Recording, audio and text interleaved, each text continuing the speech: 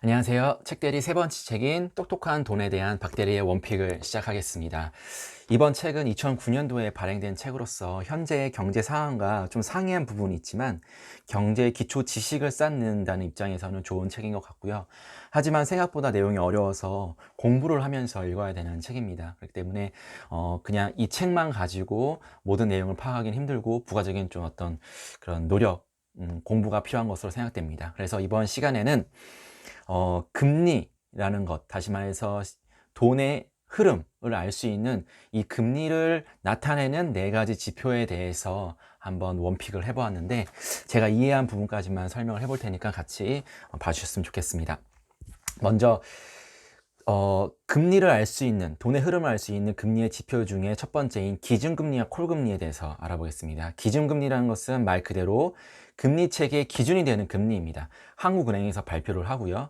우리가 쉽게 몸으로 와닿는 것은 예금 이자 또는 대출 이자, 이런 것들이 기준금리에 의해서 변동이 되죠. 그래서 이 기준금리라는 것이 있고요. 이 기준금리와 함께 콜금리라는 것을 알아야 됩니다. 콜금리의 콜은 우리가 알고 있는 금융기관, 은행이라든지 또는 증권회사, 이런 데에서 자금이 남는 금융기관이 있을 겁니다. 그리고 자금이 부족한 금융기관이 있을 겁니다. 그래서 자금이 부족한 금융기관이 자금이 남는 기관에게 돈 좀 빌려줘 라고 요청하는 것이 바로 콜입니다. 콜 한다는 것은 돈 좀 빌려줘 라는 거라고 이해를 하면 되겠습니다. 그러면 그냥 빌려줄 수는 없죠. 그때는 이제 자금이 남는 금융기관이 당연히 어느 정도의 이자를 붙여서 부족한 금융기관에 돈을 빌려주게 됩니다. 그것을 바로 콜금리라고 하고요. 그래서 금융기관 간의 일시적인 자금 부족을 해결하기 위해서 자금을 대여할 때 주고받는 금리가 바로 콜금리입니다. 그럼 왜 이것이 중요하냐? 우리가 기준금리와 콜금리를 비교함으로써 현재 돈이 어떻게 흘러가고 있는지를, 신용이 어떻게 팽창되고 수축되고 있는지를 알 수 있습니다.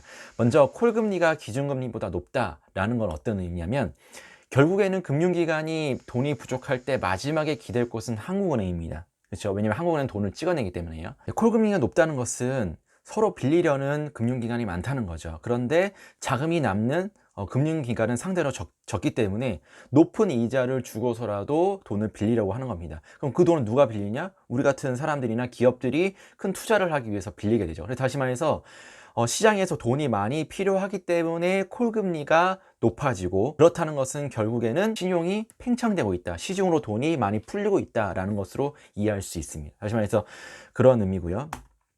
반대로 기준금리가 콜금리보다 높다, 콜금리가 낮다라는 것은 2009년도에 나와 있는 이 지표를 보시면 콜금리가 기준금리보다 낮죠. 이건 무슨 말이냐? 쉽게 말해서 돈을 빌려주는 은행이 돈을 빌리려는 은행보다 높다. 그러니까 빌리려는 사람은 적고 빌려주려는 사람이 많다. 금융기관에 돈을 갖고 있는 은행이 많다는 것은 다시 말해서 돈이 은행 안에 머물고 있다는 것이죠.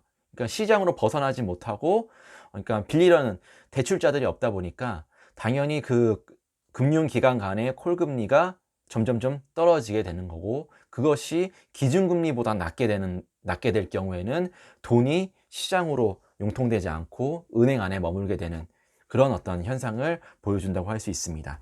정리하자면 이 콜금리와 기준금리를 통해서 신용이 수축되는지 팽창되는지 알 수 있는데, 기준금리가 콜금리보다 높을 때에는 시중에 돈에 대한 수요가 당연히 적어서 신용이 수축되는 것을 말하고요. 콜금리가 높다는 것은 시중에서 돈이 많이 필요하기 때문에 빌리려는 사람이 많기 때문에 콜금리가 높은 것이고, 그것은 다시 말해서 시장으로 신용이 팽창되는 것을 의미합니다. 다음은 CD금리입니다. CD금리를 통해서도 시중에 돈이 어떻게 흘러가는지를 알 수 있는데요. 먼저 은행이 자금을 조달하는 방법, 그러니까 자금을 마련해서 돈을 빌려주는 방법에는 지급준비율과 양도성 예금 증서라는 두 가지 방법이 있습니다. 첫 번째 지급준비율이라는 것은 뭐냐면, 일반 사람들이 예금을 한 돈의 10%만 가지고 있고 나머지는 빌려줄 수 있는, 대출을 해줄 수 있는, 그렇게 해서 자금을 조달해서 그 대출이 필요한 사람에게 빌려줄 수 있는 방법이 바로 지급준비율이죠. 이건 예금과 관련되어 있는 것이고요. 양도성 예금 증서는 한마디로 쉽게 말해서 어음과 같은 은행 자체적으로 발행하는, 돈은 없지만 자체적으로 발행해서 나중에 너에게 돈을 갚겠다라는 그 양도성 예금 증서라는 것이 있습니다. 이걸 CD라고 하고요. Certificate of Deposit 이라고 얘기합니다. 그래서 은행의 자금 조달을 위해 발행하는 CD는 만기 시에 그 증서를 가진 사람은 누구나 예금을 인출할 수 있습니다. 나에게 예를 들어서 100만 원짜리 CD가 있다. 양도성 예금 증서가 있다. 이것은 그 만기 시에 그 증서를 가지고 은행에 가면 100만 원을 인출할 수 있는 그것이 바로 CD입니다. 그래서 은행 같은 경우는 이런 두 가지를 통해서 자금을 마련해서 대출이 필요한 사람들에게 대출을 해주고요. 그 이자로 수익을 얻는 그런 구도로 되어 있습니다. 그래서 이 CD 금리가 어떤 의미를 갖느냐. CD 금리가 상승한다는 건 어떤 의미냐면 은행에서 급하게 돈이 필요하다는 거죠. 그러면 금리가 상승하겠죠. 왜냐하면 이 말은 다른 말로 무엇이냐면 대출자가 많다는 거죠. 기업들이라든지 사람들이 투자를 하기 위해서 은행에다가 돈을 주세요 라고 얘기하는데 은행에는 자금이 없어. 그럴 때 CD라는 것을 발행해서 돈을 마련해서 빌려주게 되죠. 근데 돈을 빌려달라는 대출자들이 많으면 당연히 빨리 돈을 마련해야 되기 때문에 이 CD라는 금리가 급격하게 상승하게 되는 것이죠. 다시 말해서 CD 금리가 상승한다는 것은 시중에 돈이 많이 풀어진다는 거고 투자가 많이 된다는 거고 신용이 팽창한다는, 통화량이 많아지고 신용이 팽창한다는 것을 말합니다. 두 번째, CD 금리가 하락한다. 이건 어떤 의미냐? 반대겠죠. 돈에 대한 수요가 당연히 적기 때문에 부채나 통화량이 증가하지 않는 신용 수축이 일어난다는 것을 의미할 수 있습니다. 그래서 CD 금리의 상승과 하락으로 신용이 팽창하는지 수축하는지를 알 수 있습니다. 세 번째, CP 금리라는 건데요. 이거는 이제 기업들이 단기 자금을 조달하는 그런 것을 CP라고 합니다. 기업의 자금 조달 방법, 아까는 은행의 자금 조달 방법을 얘기했는데 이번에는 기업의 자금 조달 방법에는 총 4가지가 있습니다. 주식을 발행하는 거, 은행 대출, 회사채 발행, CP 발행이 있습니다.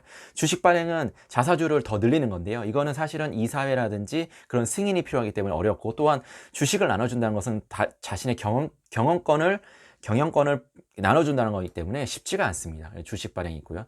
은행 대출과 회사채 발행은 1년 이상의 장기 자금을 조달할 때 사용을 합니다.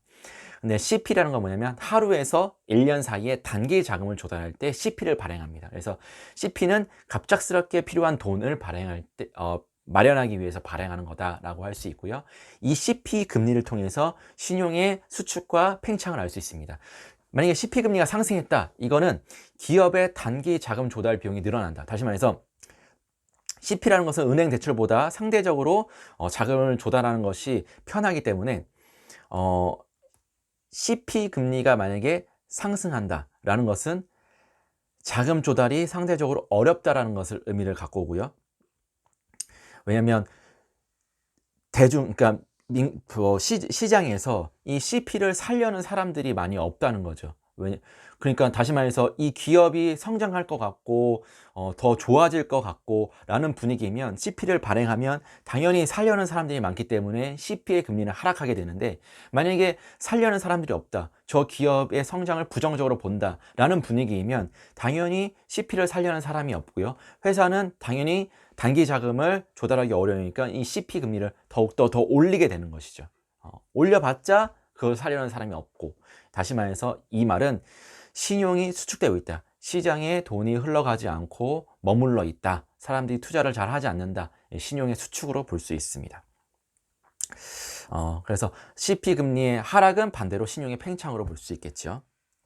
자, 마지막입니다. 마지막은 국채금리입니다. 국채라는 것은 가장 안전한 회사채라고 말할 수 있습니다. 왜냐하면 나라에서 발행하는 거기 때문에, 나라에서 돈이 만약에 부족하면 돈을 발행해가지고 갚으면 되는 거니까요. 그래서 가장 안전한 것이 바로 국채라고 얘기를 하는데요. 그래서 파산의 위험이 없는 가장 안전한 자산이기 때문에 시장의 심리를 가장 잘 보여주는 지표라고 할 수 있습니다. 한 가지만 보겠습니다. CP 금리와 국채 금리를 비교함으로써 시장의 돈의 흐름을 알 수 있는데요.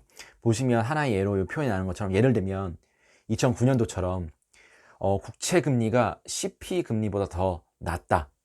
그러니까 국고채 이자 금리가 더 낮다는 건 뭐냐면 그쪽으로 돈이 몰린다는 거죠. 돈이 몰리니까 금리가 낮을 수밖에 없죠. 그 다음에 CP 쪽은 높다는 것은 아까 얘기한 것처럼 그것을 CP를 살려는 사람들이 없다. 그러니까 기업의 성장을 부정적으로 본다. 그렇기 때문에 금리가 높아지는 거죠. 그러니까 돈이 점점점 국채로 몰리고 있다는 뜻입니다. 그러니까 회사의 수익률보다는 안정성을 중시하는 어떤 경향이, 그런 동향이 시장에 팽배해져 있고, 이건 다시 말해서 시장의 경기 불황을 예측하는 것이다. 사람들이 기업에 투자하지 않는다. 더 안전한 자산으로 안전한 자산에 투자하고 있다. 이 말은 다시 말해서 신용이 수축하고 있다라는 것을 보여주는 하나의 지표라고 얘기할 수 있습니다. 그래서 앞에서 이 네 가지 기준금리, 콜금리, 그 다음에 CD금리, 그 다음에 CP금리, 마지막 국채까지 이러한 금리의 지표를 통해 가지고 어떻게 돈이 흘러가는지를 알아보았고요. 그것이 신용의 수축인지 팽창인지를 파악함으로써 우리의 투자 방향을 결정할 수 있다라는 어떤 것을 보여주고 있습니다. 그럼 이것으로 세 번째 책대리 박대리 원픽을 마치도록 하겠습니다. 감사합니다.